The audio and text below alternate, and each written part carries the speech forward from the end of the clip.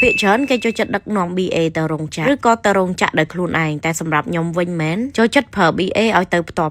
់បើអត់មានខ្ញុំនៅចិត្តកាន់តែល្អព្រោះខ្ញុំចូលចិត្តឲ្យគេនិយាយដើមចុះបើយើងនៅរោងចក្រមិនពួកនឹងហ៊ាននិយាយដើមយើងមែនអត់ទៅពេលគាត់ទៅដល់គាត់នឹងនឹកឃើញជុំគ្នានិយាយឃើញមិនគឺគាត់ថាអញ្ចឹងហ្នឹងមែនទេដូចពេលហ្នឹងអញ្ចឹងកំពុងតែធ្វើសង្វាក់ផលិតកម្មហ្នឹងកំពុងតែផលិតស្រោម HiFu គឺឲ្យពួកគាត់ឡើងទៅមកថាមើលតើជ្រឹកមេគាត់របៀបម៉េចថាដាក់យិនសិនខ្មៅដល់ពេលចាក់ស្ដែងទៅដាក់យិនសិនស្រស់ហើយកុំមិនអញ្ចឹងណាអញ្ចឹងហើយយើងឲ្យពួកគាត់ទៅមើលខ្លួនឯងទៅស្ងាត់លួចនិយាយដើមមែនណាអ្វីដែលបានដាក់ក្នុងសរោមហ្នឹងតើពិតប្រាកដច្បាស់លាស់អត់អ្នកខ្លះទៀតប្រហែលជាគាត់គិតថាអីអត់ខ្លាចពួក BA ហ្នឹងលួចទៅបង្កើត brand បង្កើតអីទេខ្លាចលួចរូបមន្តលួចអីអញ្ចឹងណាសម្រាប់ខ្ញុំដូចអត់មានជាហានិភ័យអីទេប្រកាសថាទៅដល់ហើយហ៊ានចាយដើមទុននៅក្នុងការយកយិនសិនខ្មៅមកប្រើប្រាស់ក្នុង skin care ទេប្រកាសថាមានសមត្ថភាពចរចាក្នុងការយករូបមន្តនេះមកកាន់ក្នុងដៃដែរហើយក៏មិនប្រកាសថាត្រូវមកបំពេញ MOU រវាងខ្ញុំនិងរោងចក្រដែរព្រោះរោងចក្រមួយគេមានច្បាប់របស់គេមានកម្មសិទ្ធិបញ្ញាគេមានការផ្ដាច់មុខរូបមន្តហើយវាមិនជាហានិភ័យសម្រាប់ខ្ញុំទេបើកដៃឲ្យពួកគាត់ឡើងទៅដាក់អត់មានខ្ញុំមិនទៅលើកទី1ទេសឹងតែថាអវ៉ាន់ថ្មីស្ទើរតែគ្រប់មុខឥឡូវព្រោះខ្ញុំឲ្យគាត់តែឃើញផ្ទាល់ភ្នែកតាអនាម័យប៉ុណ្ណាហើយវត្ថុធាតុផ្សំនឹងមានតម្លៃប៉ុណ្ណាខ្ញុំអត់ឲ្យពួកគាត់ខ្លាចរអាក្នុងការប្រម៉ូទខ្លាចរអានៅក្នុងការប្រើប្រាស់ទេចាពួក BA ខ្លះទាំងអស់គ្នាជឿគាត់ជាមនុស្សស៊ីវិល័យគិតពីគុណភាពអវ៉ាន់ណាមិនប្រកាសថាគាត់ប្រម៉ូទអវ៉ាន់ហ្នឹងបើតែគាត់ប្រើប្រាស់អវ៉ាន់ហ្នឹងអ្នកខ្លះប្រម៉ូទអវ៉ាន់ហ្នឹងដើម្បីយកលុយទៅទិញអវ៉ាន់ផ្សេងប្រើក៏មានដែរណាចាប៉ុន្តែសម្រាប់ខ្ញុំវិញមិនមែនទាំងអស់គ្នាចៅខ្ញុំគឺគាត់ស្គាល់ចិត្តខ្ញុំហីមនុស្សខ្ញុំតែថា1 1 2 2ហើយខ្ញុំមិនមែនលក់មុខពាក់កណ្ដាលទីឲ្យគាត់ឡើងទៅប្រម៉ូទព័ត៌មានពាក់ព័ន្ធជាមួយផលិតផលខ្ញុំឲ្យគាត់និយាយដើមផលិតផលខ្ញុំផលិតចេញមក fake ingredient ឬក៏ចេះតែប្រម៉ូទឲ្យតែបា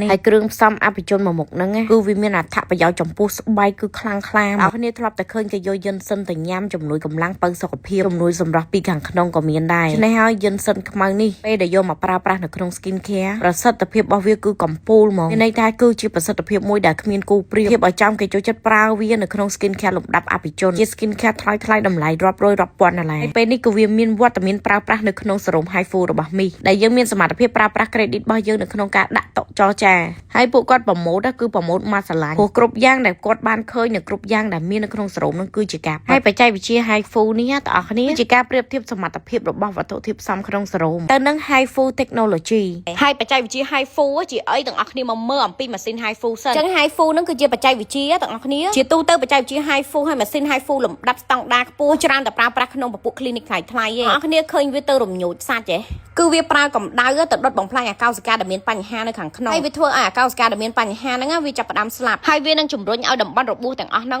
វានឹងឆាប់កកើតហើយជំរុញឲ្យការបង្កើតនូវ collagen ថ្មីហើយតំបន់ដែលបានប្រើប្រាស់ពពួកបច្ចេកវិទ្យា HiFu ហ្នឹងនឹងមានសភាពតឹងអាឡូងជាងមុនអញ្ចឹងកាត់ខ្លីៗតួនាទីរបស់ HiFu Technology ហ្នឹងគឺវាផ្ដោតទៅលើការកាត់បន្ថយភាពយាធ្លាក់ធ្វើឲ្យស្បែកយើងតឹងណែនក្មេងជាងវ័យកាត់បន្ថយឲ្យពពួកស្នាមជ្រួញតូចអានេះ result ត្រួសបន្ទាប់ពីធ្វើ HiFu ហើយមុខមានសភាពតឹងហើយណែនហ្មងហើយវាលើកកម្ពស់ធ្គាមសាច់មុខយើងឲ្យកាន់តែខ្ពស់ជាងមុនអញ្ចឹងខ្ញុំបកមកសរោម HiFu វិញហេតុអីបានបច្ចេកវិទ្យានៃសរោមនេះឈ្មោះថា HiFu ដោយសារតែសាស្ត្រាចារ្យបានបង្កើតរូបមន្តនេះឡើងដើម្បីធៀបជាមួយនឹងការបានផលខ្ពស់នៃបច្ចេកវិទ្យា HiFu ដែលរូបធាតុនៅខាងក្នុងនោះផ្ដោតទៅលើការបន្តឹងស្បែកកម្រិតខ្ពស់ជួយឲ្យ molecule ស្បែកខាំជាប់គ្នាលើកស្បែកមុខឲ្យហាប់ណែនតាមដៃនៅពេលដែលយើងម៉ាស្សាកាត់បន្ថយនិងជួយពន្យាភាពចាស់តាមអាយុកាលតើអ្នកគ្នាដឹងហើយនៅពេលដែលអាយុយើងកាន់តែច្រើនកោសិការបស់យើងកាន់តែទ្រុឌទ្រោហើយអាប្រព័ន្ធទឹកអង្ងាយនឹងក៏យើងធ្វើការបានល្អដែរប្រព័ន្ធទឹកអង្ងាយទាំងអស់គ្នាគឺមានសពសារពាង្គកាអញ្ចឹងទាំងអស់គ្នាចំណាំឃើញអ្នកដែលគាត់អាយុរៀងចាស់ទៅចាស្បែកមុខស្បែកខ្លួនរបស់គាត់នឹងក៏ចាប់ផ្ដើមបង្កទៅជាហាមស្ពុលមានន័យថាវាបាត់បង់ភាពតឹងណែនណាអញ្ចឹងហើយពួកគាត់ក៏អាចប្រើប្រាស់ជាមួយនឹងពពួកសរោម HiFu នេះបានដែរហើយបើទាំងអស់គ្នាយកវាទៅប្រើប្រាស់ជាមួយនឹងម៉ាស៊ីនម៉ាស្សាទៀតគឺកាន់តែមានប្រសិទ្ធភាពទ្វេដងបើសិនជាទាំងអស់គ្នាខ្ជិលប្រើពេលវេលាម៉ាស្សាមុខដោយដៃហើយបើសួរថាដាក់នៅលើមុខអញ្ចឹងតឹងប្របាក់នៅអត់វាអត់ប្របាក់នៅទេទាំងអស់គ្នាហើយវាក៏អត់ស្អិតដែរគ្រាន់តែយើងមានអារម្មណ៍ប្លែកសារតែយើងសង្កេតឃើញស្បែកមុខរបស់យើងចាប់ផ្ដើមហាប់ជាងមុនហើយបរិវេណដែលយើងអស់សរោមហ្នឹងគឺមានសភាពចាំងហើយគីឡូអញ្ចឹងសម្រាប់សម្រួល HiFu មិនមែនជាវត្ថុធាតុផ្សំក្នុងគ្រឿងសម្អាងទេវាគឺជាគោលការណ៍នៃការធ្វើការបានផលខ្ពស់របស់បច្ចេកវិទ្យាសរោមជំនាន់ថ្មីទៅនឹងបច្ចេកវិទ្យាម៉ាស៊ីន HiFu ដោយទាំងអស់គ្នាអត់ចាំបាច់បន្ថយហានិភ័យទៅធ្វើការវះកាត់បង្ករបួសស្នាមក្នុងន័យថាវាអាចតឹងដោយមិនចាំបាច់វះកាត់ហើយតម្រាំតែបានមតនៈគឺវាលំបាកណាស់មិនថាអ្នកប្រើសរោមនេះគឺពោពេញទៅដោយមោទនភាពហើយមានភាពវិសេសវិសាលខ្លាំងណាស់គ្នាឃើញតម្រាំតែបានយិនសិនខ្មៅគឺគេសម្ងួតដល់ទៅ9ដងអាហ្នឹងបើគិតពីយិនសិនស្រស់មកអញ្ចឹងកុំឆ្ងល់ហេតុអីបានវាយូរនៅក្នុងការចូលស្តុកបើនិយាយពីតម្លៃវិញតម្លៃគឺមហាសែនសមរម្យហើយព្រោះមុននឹងខ្ញុំចេញលក់គឺខ្ញុំសុំទោសតំណាងរួចស្រេចហើយទាំងអស់គ្នាពេលនេះហើយគឺជាឱកាសសម្រាប់បងប្អូនបានប្រើអវ៉ាន់ដែលមានគុណភាពពិតប្រាកដក្នុងតម្លៃមួយដ៏សមរម្យខ្លាំងហ្មងខ្ញុំហ៊ាននិយាយថាមិនសមរម្យទេចូលលក្ខណៈធូរថ្លៃហើយបើថាបានប្រើជាឈុតគឺស្បែកមុខខ្ជិលនិយាយ